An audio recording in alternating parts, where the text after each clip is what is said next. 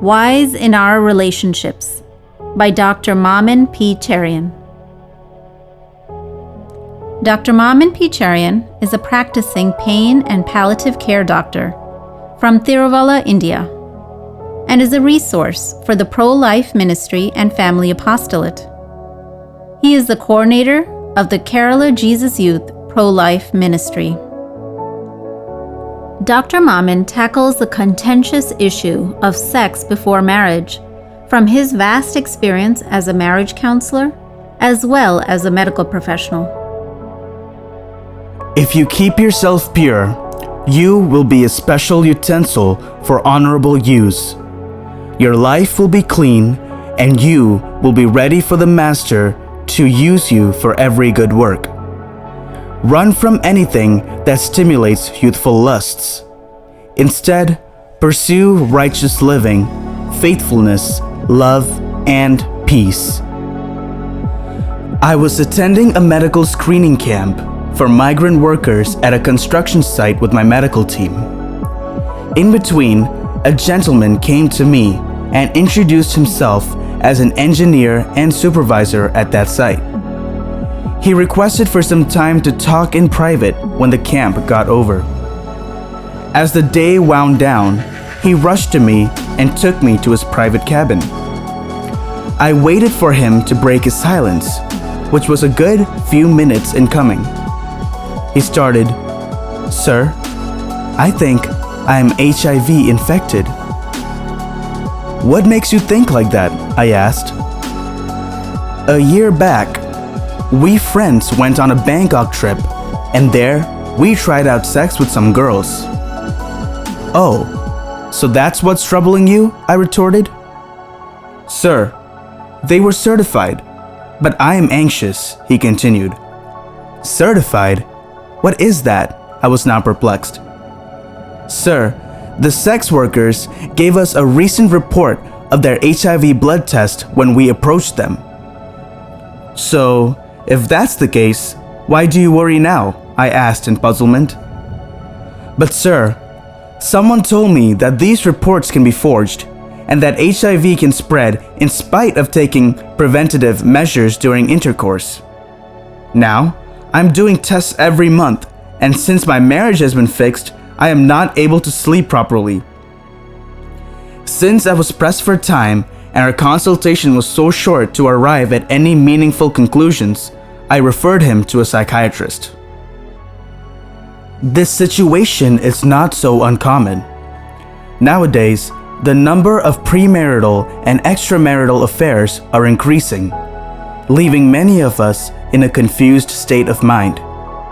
It is even more confusing, especially when it is about having sex with the person to whom one is going to get married. As per Catholic moral teaching, sexual act is restricted to the sacrament of marriage. According to Bishop Fulton J. Sheen, it takes not 2, but 3 to get married: the groom, bride, and the Trinity. All sacraments, as we know, are visible signs of invisible grace.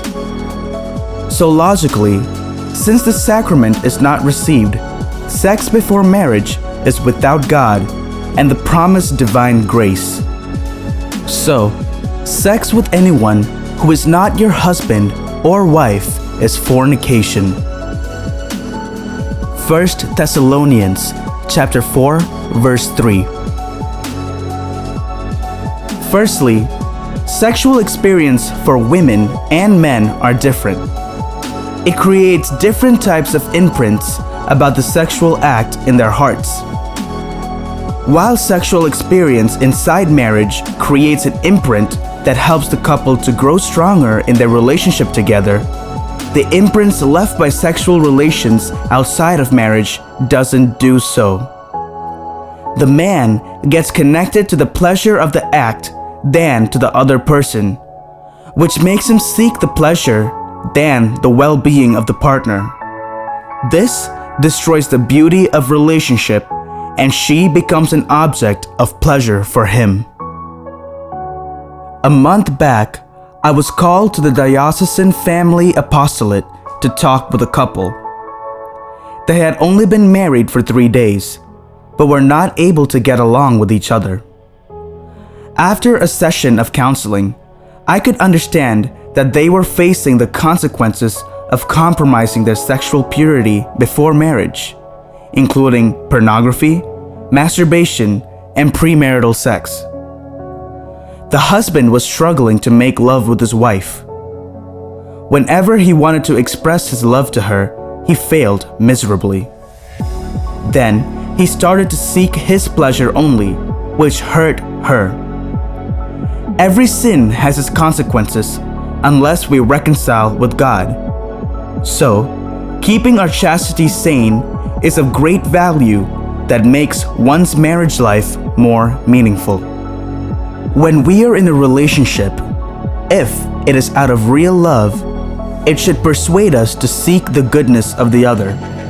Consequently, anything that damages his or her soul will not be our intention. Rather, we will do everything to keep our souls holy and sound. If we are approached or tempted by the other for a sinful act of any kind, it is prudent to say a big no to that person out of love for them, rather than compromising our sanctity in fear of losing the relationship. Otherwise, it can tamper the holiness of the relationship as well as that of the persons involved.